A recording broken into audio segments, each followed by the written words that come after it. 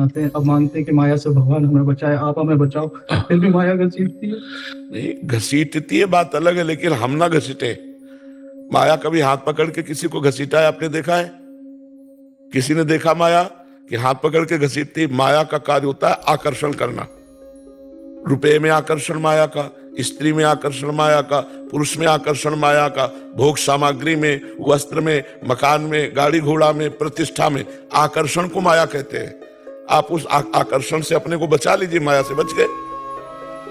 जैसे मानो कोई सुंदरी स्त्री है, हाँ भगवान की कृपा से इसको सुंदरता मिली, प्रणाम, तो हमारे अंदर स्त्री का आकर्षण नहीं हुआ। धन, हाँ भगवान ने उनको दिया, हमें जितना दिया काफी है, धन का आकर्षण नहीं हुआ। जो जहां है अगर आकर्षण से बच जाए तो माया से बच गया। हम आकर्षण से स्वयं फंसते हैं। माया का केवल एक ही कार्य है, आकर्षण करना, घसीटना, आकर्षण के द्वारा। उस आकर्षण को आप ना कर दो, कोई माया नहीं। अब आकर्षण में आप घसीटते चले जाओ और बोलो कि मुझे माया घसीट रही, तो फिर गलत बात है। हमारे पास बहुत बड़ा बल है, नाम बल। हमें जैसे तूफान आवे, हम पहाड़ के सहारे हो जाएं तो हमें तूफान उड़ा नहीं पाएगा, ऐसे ही हमें हमारे अंदर माया का आकर्षण आया और नाम जप कर रहे तो हमें नहीं उड़ा पाएगा। अब जपो राधा राधा, जहां लगे माया का आकर्षण है वहां दोष दृष्टि करो, बच जाओ। मैं मामा के साथ आया हूँ, वो भगवान का नाम राधा राधा बहुत जपते हैं, पर गुटखा आदि वो खाते हैं। तो आप एक बार बोल दीजिए नहीं खाए। राधा राधा जपती है तो आप एक बार इनके मामा जी, हमारे हाँ, कोई बात नहीं है। अगर वो छोड़ना चाहे तो छोड़ सकते हैं, अगर वो ना छोड़ना चाहे तो हमारे छुड़ाए थोड़ी छूटेगा। देखो ऐसे लोग हैं जिनको हमने देखा भी नहीं, मिले भी नहीं, और प्रवचन सुन करके ही उन्होंने गंदी बातें छोड़ दी। वो छोड़ना चाहते इसलिए छोड़ दिए। आप छोड़ना चाहते मसाला तो आज से छोड़ देंगे पक्का। थोड़े दिन दर्द होगा, सौ दर्द करेगी, याद आएगी, उसकी खुशबू याद आएगी, किसी को पाते देख लोगे तो याद आएगी।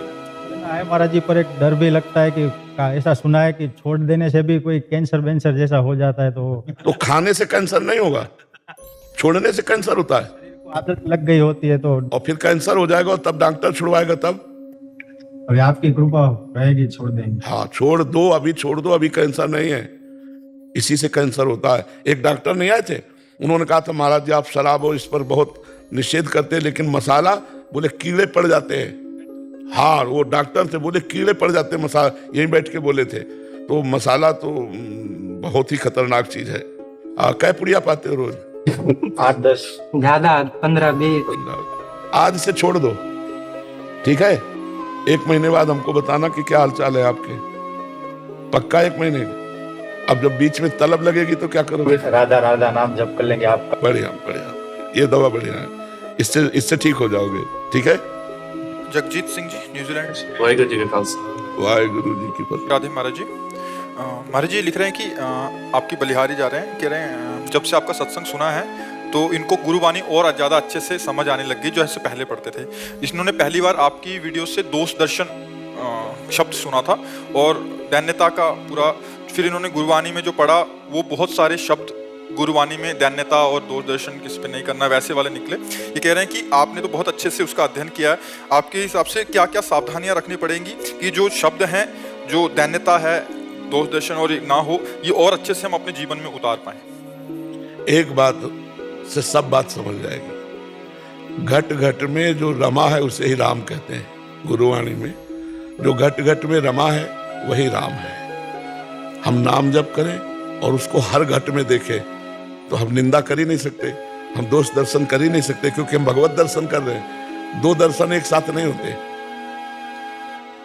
यदि हम भगवत दर्शन करेंगे तो दोष दर्शन नहीं होगा, और यदि दोष दर्शन होगा तो भगवत दर्शन नहीं होगा।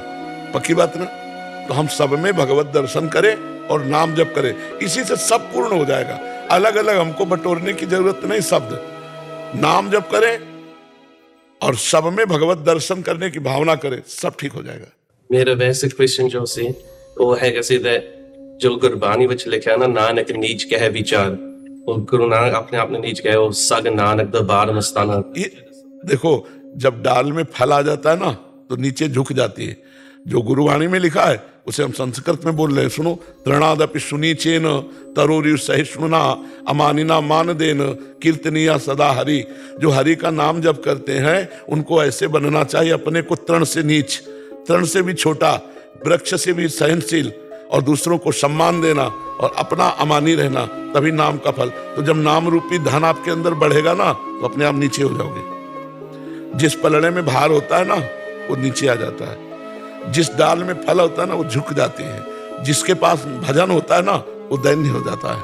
और जिसमें भजन नहीं होता ना, वो चौड़ी छाती करके चलता है। और जिसमें भजन होता है, वो ऐसे चलता है। और जब ऐसे चलता है, तो सारे सद्गुण सब गुरुओं की कृपा अपने आप उस पर हो जाती है। तो नाम जब बढ़ाओ और अधिक नाम जब बढ़ाओ, तो दैन्यता अपने आप आ जाएगी। नाम जब सब कुछ है, सब कुछ है। आप गुरुवाणी में पढ़ के देखिए, चाहे गुरु अर्जन देव जी की वाणी हो, चाहे जिन महापुरुष की वाणी, नाम नाम नाम, सब कुछ नाम ही है। जितना अधिक नाम जप करोगे, उतना ही अध्यात्म का वैभव आपके अंदर जागृत हो जाएगा। एक गुरु प्रसाद भी काफी गुरबाणी में आता है ना, एक आता है राम राम सबको कह राम ना होए, गुरु प्रसादी राम मन वसे ता फल पावे कोई। एक ऐसी राम राम बोलते हैं, तो गुरबाणी भी कहते तो वो राम नहीं बन सकते जिन्ना चेर गुरु प्रसाद नहीं होता। अगर आपने सुना होगा एकांतिक में, हम आपकी बात समझ रहे हैं, तो हमने कहा था कि भगवान नाम जब कल्याण तो करता है, लेकिन सबीज भगवान नाम हो तो ज्यादा लाभ मिलता है। सबीज का मतलब गुरुमुख से। अगर गुरु प्रसाद से प्राप्त हुआ जो नाम है, गुरु ने कहा आप ये जपो, और फिर उसे आप जपोगे, तो गुरु का प्रसाद आपके अंदर प्रकाशित होगा और अज्ञान का नाश हो जाएगा। अब जैसे ऐसे नाम जप कर रहे हैं 2, 4, 10 बार, 20 बार, उनका भी मंगल है, अमंगल तो नहीं हो सकता, क्योंकि भगवान का नाम सच्चिदानंदम है। वो नाम क्या करेगा? गुरु तक पहुंचाएगा, और जब गुरु नाम देगा तो भगवान तक पहुंचा देगा। अब लाखों करोड़ों लोगों में 10-5 कोई होंगे जो भगवान के मार्ग में, नहीं तो और चलने वालों में कोई 1-2 होगा जो पहुंचेगा। वो 1-2 वही होगा जिसे गुरु ने वर्ण कर लिया, जिसने गुरु का वर्ण कर लिया, और गुरु ने जिसको वर्ण कर लिया, और फिर जो नाम जप कर रहा है गुरुमुख होकर, उस पर विशेष कृपा होती है। ऐसे जो नाम जप किया जाता है वो गुरु तक पहुंचाता है, और गुरु जो नाम देता है वो भगवान तक पहुंचा देता है। समझ पा रहे हैं आप? डॉक्टर गौरव महाराज जी, राधे राधे। महाराज जी, मैं पेशे से डॉक्टर हूँ। अपना डॉक्टर कार्य यानी प्रैक्टिस ईमानदारी से कर रहा हूँ। कम पैसे में अच्छा इलाज और मरीजों को ज़्यादा समय दे रहा हूँ। जब मरीज ठीक होता है तो शाबाशी देते हैं। महाराज जी, कुछ समय पहले एक मरीज मेरे सेंटर में अपना दम तोड़ दिया। बाद में उनके परिजनों, उनकी बेटी ने मुझे बहुत बुरा भला कहा। महाराज जी, उसका कहा सच ना हो जाए, ये बात बार बार डर लगता है। किसी के बुरा कहने से बुरा नहीं होता, अपने बुरा करने से अपना बुरा होता है। देखो, आप डॉक्टर हो, आप भगवान तो हो नहीं कि आप बचा ही लोगे। अगर उसको मृत्यु लिखी है तो आप अपने अध्ययन के अनुसार कितना भी प्रयास कर लो, उसको मरेगा, वो वहीं मरेगा जहां लिखा है। जिस अस्पताल में, जिस वार्ड पर, जिस आसन पे लिखा है और जितने समय लिखा है, वो वहीं जाके मरेगा। अब आपने प्रयास किया और बचा नहीं, तो आपकी बात भगवान जानते हैं कि आपने अपनी तरफ से कोई कमी नहीं की। इसके बाद उसकी आयु पूरी थी तो उसको होना। अब ये संसारी लोग, तो उनसे पूछो डॉक्टर कोई भगवान है क्या कि हम बचा ही लेंगे? मतलब मृत्यु से बचाने का उपाय नहीं है, रोग से बचाने का उपाय है। रोग से बचाने का उपाय ऑपरेशन करना, औषधि देना, लेकिन मृत्यु से बचा सके ऐसा कोई डॉक्टर नहीं कह सकता। कह सकता कोई डॉक्टर? नहीं, रोग से बचा लूंगा लेकिन मृत्यु से नहीं बचा लूंगा। अब जब मृत्यु हो जाती तो अज्ञानी लोग समझते हैं डॉक्टर का दोष है। कहीं ना कहीं किसी न किसी से कभी जैसे चूक हो गई तो लोग ये समझने लगते हैं कि सब डॉक्टर ऐसे ही हैं। ऐसा नहीं है। बहुत से हजारों डॉक्टर ऐसे हैं जो अगर ना होते तो दुर्गति हो जाती। विचार करो, कितने ऐसे ऑपरेशन है जिनके बिना आदमी जी नहीं सकता, बहुत कष्ट भोगे। तो डॉक्टर ऐसा नहीं, निवृत्ति का उपाय करते हैं, लेकिन मृत्यु से बचा ले ऐसा असंभव। अगर मृत्यु है तो ऑपरेशन करते समय मृत्यु हो जाएगी, मृत्यु है तो पूरा ठीक होते होते मृत्यु हो जाएगी। अब उसमें डॉक्टर को दोष देना तो हमें लगता ठीक नहीं। अगर आप मारना चाहो तो भी नहीं मार सकते। आप मारने का उपाय करो तो भी बच जाएगा, उसका मरना नहीं लिखा। और आप बचाने का उपाय कर रहे हो, अगर मरना लिखा है तो मर जाएगा। अब ये संसारी पुरुष तो जानते नहीं, और भला ये बुरा आपको बोले तो आपका बुरा नहीं होगा, आप निश्चिंत रहिएगा। आप अपने कार्य में पक्के रहिएगा, अपने कार्य में त्रुटि ना होने पावे, फिर कोई आपको बुरा कहे तो बाल बांका नहीं कर सकता है। हाँ, आप निश्चिंत रहिएगा, अपनी डॉक्टरी का सदुपयोग कीजिएगा। और ऐसे आते हैं जिनको पास औषधि का भी पैसा नहीं है, तो हमें लगता है उस समय फिर आपको अपनी जेब से सहयोग करके, अपनी डॉक्टरी का सहयोग करके उनकी दुख निवृत्ति करना चाहिए। जरूरत पड़े किसी गरीब को तो पैसा और डॉक्टरी सब लगाकर उसको ठीक करो, यही धर्म हो जाएगा आपके लिए। ठीक है। रंजीत सिंह जी, काशीपुर, उत्तराखंड से। राधे राधे। राधे राधे महाराज जी, आपके चरणों में कोटि कोटि प्रणाम। महाराज जी, मेरा प्रश्न है कि गुरु ग्रंथ साहिब जी में मनमुखी गुरुमुख और बेमुख के बारे में बताया गया है, लिखा है। आपसे अनुरोध है कि आप मनमुख, गुरुमुख और बेमुख के बारे में बताएं और कैसे पता लगे कि हम कौन सी श्रेणी में हैं, मनमुख, गुरुमुख और बेमुख, क्या लक्षण है? मनमुख का तात्पर्य होता है जो हमारे मन में आया उसके अनुसार चलना, ना गुरुवाणी को, ना किसी संत महापुरुष को, ना किसी अन्य शास्त्र को हम अपना आदर्श ना मानकर मन को आदर्श माने। हमारा मन कह रहा है भोगो, हम भोग लिया, हमारा मन कह रहा है, उसे कहते हैं मनमुखी।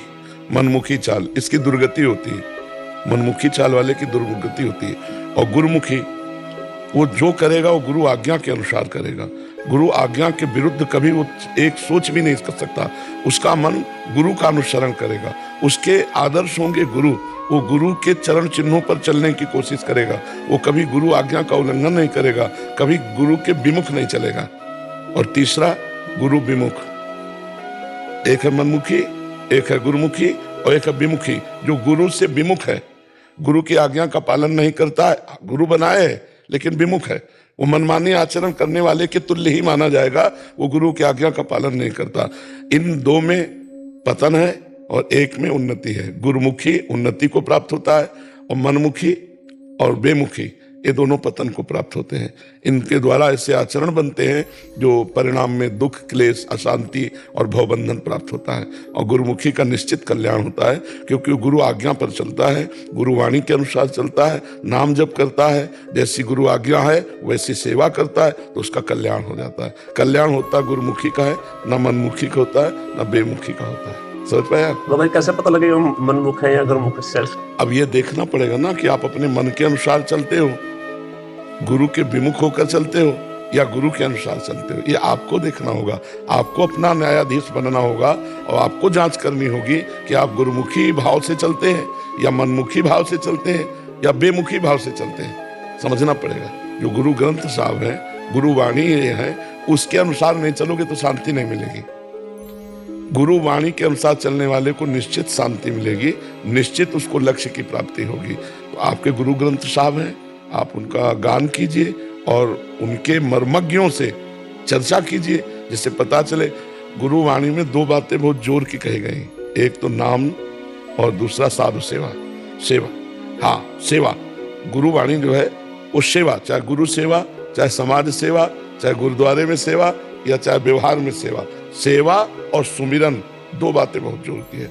नानक नाम जहाज है, चढ़े सूत्र पार, तो जपो निरंतर नाम और दूसरों की सेवा करो। देखो गुरुमुखी हो जाओगे, आपका परम कल्याण हो जाएगा। समझ पा रहे हैं आप? बाबा जी जैसे वृंदावन में आते हैं तो राधा का अगर अपना वही वाहेगुरु जपते हैं तो कोई नहीं, वाहेगुरु ही राधा है, राधा ही वाहेगुरु है, दो तत्व थोड़ी है। हाँ बस वही जपो जो आपको जपना है। महाराज जी एक ये भी वर्ग आता है जिसमें वो गुरुमुख हैं, मतलब प्रयास, भरसक प्रयास कर रहे हैं कि गुरुदेव की आज्ञा का पालन करें, वो गुरुमुखी माने जाते हैं। वो मन बार बार हाँ, वो गुरुमुखी माने जाते हैं। प्रयास है कि गुरु की अवज्ञा ना हो पर कुछ गलतियां हो जाती है, वो गुरुमुखी माने जाते हैं। वो न मनमुखी माने जाएंगे न बेमुखी माने। एक दिन वो पूर्ण रूप से गुरुमुखी बन बिल्कुल माने जाएंगे, यद्यपि वो गुरुमुखी से अलग है, गुरु के अनुसार पूरा नहीं चल रहे, पर उनको पश्चाताप इस बात का और वो चलना चाहते हैं, इसलिए उनको परिणाम गुरुमुखी का ही मिलेगा। एक है कि जानबूझकर और एक है कि हम चलना चाहते पर चल नहीं पा रहे, तो उसे गुरुमुखी का ही परिणाम मिलेगा। महाराज जी जैसे वो वीर महान जी रेसलिंग करते हैं ना, तो आप भी रेसलिंग करते थे? शैंकी सिंह नाम है जी मेरा। अच्छा। तो रिंकू राज भाई जी हैं, उनके साथ मैं था यूएस में। अच्छा। इकट्ठे रेसलिंग करते हैं। तो मेरा एक सवाल भी था आपसे, जैसे मैं ना सफर करता हूँ बहुत अपने प्रोफेशनल को लेके, तो मम्मी पापा का थोड़ा रहता है मेरा लेके, तो मेरे दिमाग में भी आता है कि भाई अब थोड़े वो अभी बड़े हो रहे हैं, तो मेरे दिमाग में रहता है कि भाई वो कहते हैं मेरे हमारे साथ रहे। बिल्कुल ठीक। तो काम भी करना है मेरे को, तो पर अब उसमें ऐसा आपको करना पड़ेगा कि अर्थ के द्वारा एक आदमी उनकी सेवा के लिए व्यवस्था करो और जल्दी जल्दी उनके समीप आ जाओ। ऐसा करना पड़ेगा क्योंकि अर्थ के लिए, और मान लो भगवान ने आपको शरीर दिया है तो इसका सदुपयोग हो, यश कीर्ति भी हो और अर्थ भी प्राप्त हो और माता पिता की भी सेवा हो। अब आप अमेरिका में बने रहो, वो बूढ़े यहाँ कष्ट पावे तो ठीक नहीं है। तो एक आदमी ऐसा जो पर्सनल कोई ऐसा कि वो सेवा उनकी करे, उसको अर्थ दे दो और जल्दी जल्दी आते जाते रहो तो अच्छा रहेगा। ठीक है? वो टाइम से आपके दर्शन करने होंगे। राधे राधे। जय श्री राधे महाराज जी, आपके चरणों में दंडवत प्रणाम। गुरुदेव, अधिक समय तक प्रभु का ध्यान करने पर सिर में दर्द बढ़ने लगता है। ऐसे समय में कई बार जंडू बाम लगाकर सिर दर्द को शांत करने का प्रयत्न करता हूँ। ब्रह्मचर्य की कमी इसका प्रधान कारण है। ब्रह्मचर्य की कमी, तभी हम कहते ध्यान वगैरह कहाँ। अच्छा, ध्यान में तो उल्टा होना चाहिए, अश्रु आने चाहिए, पुलकित होना चाहिए, गदगद कंठ नयन बहानीरा। दंपति रस रहे भीन, प्रिया प्रीतम का रूप का ध्यान कर रहे हैं या सिया राम जी का ध्यान कर रहे हैं, किसी का भी ध्यान कर रहे हैं, तो थोड़ी झांकी आने पर एकदम रो ना आए, शरीर की शुद्धि भूल जाए। सरदर्द काहे को? सरदर्द तो प्रपंच चिंतन में होता है, भगवत ध्यान में तो एकदम निर्मलता आती। तो अभी क्या है, हमारे अंग कमजोर हो गए। जैसे हमारे को स्मृति शक्ति चाहिए, हम आज्ञा चक्र पर एकदम ध्यान करें तो दर्द उत्पन्न हो जाता है। इसलिए कि हमने ब्रह्मचर्य को कहीं समय तक 3 घंटे तक लगातार करने पर होता है। 24 घंटे बच्चा ध्यान हो तो कोई फर्क नहीं पड़ेगा। पूरी रात ध्यान होता है, पूरे दिन ध्यान। और सही पूछो तो ध्यान से छूटा कब? उठते बैठते चलते फिरते खाते पीते सोते जागते हर समय वहीं रहा जाता है। इसी को ध्यान कहते हैं। पिय मूर्ति नयनन वसय तेहि रस रहाय समाय, ये लक्षण सुनि प्रेम के और न कछु सुहाय, और न कछु सुहाय। फिर अपने रसमातो कुटुम देह ते जाय, छूटी सब ही विधि नातो। ओ रूप छके घूमत रहे, तन को तनिक न भान, नारायण दृग जल बहाय हाय प्रेम। अभी सही कनेक्शन नहीं हुआ। ब्रह्मचर्य पर थोड़ा ध्यान दो, क्योंकि आप हमें लगता है विरक्त भाव में हो। विरक्त भाव में, हाँ, ब्रह्मचर्य पर ध्यान दो। और नासाग्र दृष्टि पहले रखना सीखो। करते हो नासाग्र दृष्टि? जी, अंदर भ्रकुटी के मध्य, है भ्रकुटी के मध्य ध्यान। यहाँ पे नहीं, वो पहले हम क्या करें, पहले नासाग्र दृष्टि सीखो, करो। हाँ, अब जब यहाँ दृष्टि रखोगे तो जोर यहाँ लगेगा आज्ञा चक्र पे, और इसे बर्दाश्त करो। और यहाँ लिखो, अपने इष्ट का नाम लिखो। लिखा? आंख मुंदनी नहीं बच्चा, आंख मुंदनी नहीं है, अर्ध निमीलित ऐसे, पलक नहीं झपकनी, नासाग्र दृष्टि रखनी है। और यही हम लिख रहे हैं नाम, और इसी को हम देख रहे हैं, इसी को पढ़ रहे हैं। इससे क्या होगा कि आपका आज्ञा चक्र बलवान हो जाएगा, एकाग्रता बलवान हो जाएगी। और ब्रह्मचर्य सिर्फ, कोई अन्य दोष। मोबाइल रखते हो? बहुत बड़ा, मतलब ये मोबाइल बहुत बड़ा दोष है, बहुत बड़ा दोष है, क्योंकि इसमें हम सब कुछ देख सकते हैं। और जब हमारा एकांत में मन चंचल होता है तो एक बार राउंड मारता है। अब वो पहले है कि अपने पास कोई सामग्री है नहीं, तो राउंड मारा, फिर आधे श्याम सीताराम कह के उसको रोक लिया। अब मोबाइल है तो बच्चा, इसमें तो बहुत है कंट्रोल रखना पड़ेगा। मोबाइल, और आप उस पास में, आपके पास पूरा इतिहास रखा है, विश्व का पूरा इतिहास है, जो चाहो खोल के देख लो। तो हमें लगता है बच्चा ध्यान से जाने के पहले ध्यान के विक्षेप पर ध्यान दो। ये बहुत बड़ा विक्षेप है, आवरण मल विक्षेप, ये ध्यान की बाधाएं हैं। विक्षेप जो है ये बार बार मोबाइल, और संपर्क सूत्र भी होंगे जी, है ना, तो ये बहुत खतरनाक। बहुत, हमें आज तक हमें मोबाइल चलाना नहीं आता, और हम इससे ऐसे डरते जैसे करिया सांप से डरे। रे भैया, तो पहली बात तो मोबाइल से उतना ही प्रयोग करो जितनी अत्यंत आवश्यकता है। इससे अच्छी भी बात है कि आप सत्संग सुन सकते हो, आप आवश्यक सूचना दे सकते हो, इससे अच्छी भी बात है। तो गुण दोष में पूरी सृष्टि रची गई है, उसका गुण ग्रहण कर ले, दोष का त्याग कर दे। हमें लगता है अपने काम करने के बाद इसका स्विच ऑफ करके रख देना चाहिए नियम पूर्वक। एकांत में तो कभी खोलना ही नहीं चाहिए। साधक को मतलब है बहुत कठिन। जैसे आप भूखे हो और बढ़िया 56 भोग की खुशबू आ रही हो बगल में, और कह दे खाना नहीं, तो खाओगे भले नहीं, लेकिन हर समय मन उसी में लगा रहेगा। ऐसे ही मोबाइल है, जो चाहो देख सकते हो, जो चाहो आप सुन सकते हो। तो साधक के लिए तो बहुत खतरनाक चीज है, भगवान बचावे और साधक बचे इससे। दूसरी बात, बच्चा भोजन सात्विक हो। तीसरी बात, आसन में बैठने का अभ्यास हो। पद्मासन, सिद्धासन। सिद्धासन जानते हो? है पद्मासन ध्यान के लिए, सिद्धासन बहुत सरल होता है। सिद्धासन जानते हो? है कैसे होता है? गुदाद्वार और मूत्रेंद्री के बीच में रखा जाता है बाईं एड़ी, और दाहिनी एड़ी मूत्रेंद्री के ऊपर जाकर के लगेगी, और दोनों के पंजे दोनों में ऐसे धसे होंगे। लगाया कभी? हाँ, तो इसीलिए पद्मासन द्वितीय है, प्रथम सिद्धासन है। ध्यान के लिए